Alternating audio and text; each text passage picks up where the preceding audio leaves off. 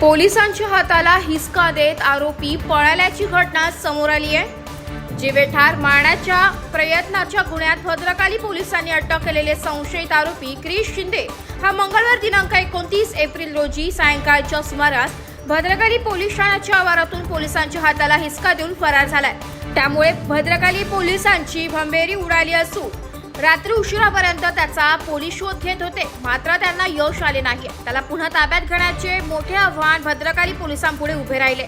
Bhadrakali police ठाण्याच्या हद्दीतील तपोवन रोडवरील जयशंकर चौकात फिर्यादी अमोल अरुण हिरवे वय वर्ष 40 राहणार अनुसूया नगर यांच्यावर कोयत्याने तिघांनी प्राणघातक हल्ला केला होता।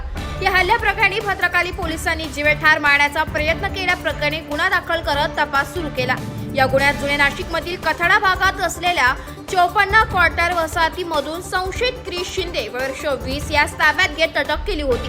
त्याच मंगळवारी भद्रकाली पोलिसांनी जिल्हा व सत्र न्यायालयापुढे हजर केले। न्यायालयाने 4 दिवसांची पोलीस कोठडी सुनावली। त्याच भद्रकाली पोलीस ठाण्याचे गुन्हे शोध पथक न्यायालयात पडून पोलीस ठाण्यात शासकीय वाहनातून घेऊन आले। यावेळी वाहनातून उतरल्यानंतर शिंदे यांनी पोलिसांच्या हाताला हिसका देत थेट बाहेर पळ काढला। यावेळी पोलीस ठाण्याबाहेर दुचाकी घेऊन उभे असलेल्या एका इसमाच्या पाठीमागे बसून तो परिसरातून गायब झालाय।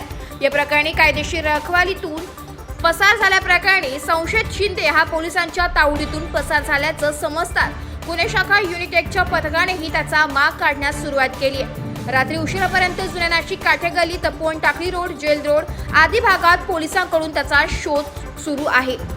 भद्रकाली पोलीस ठाण्यात याच्या विरुद्ध गुन्हा दाखल करण्यात आलाय।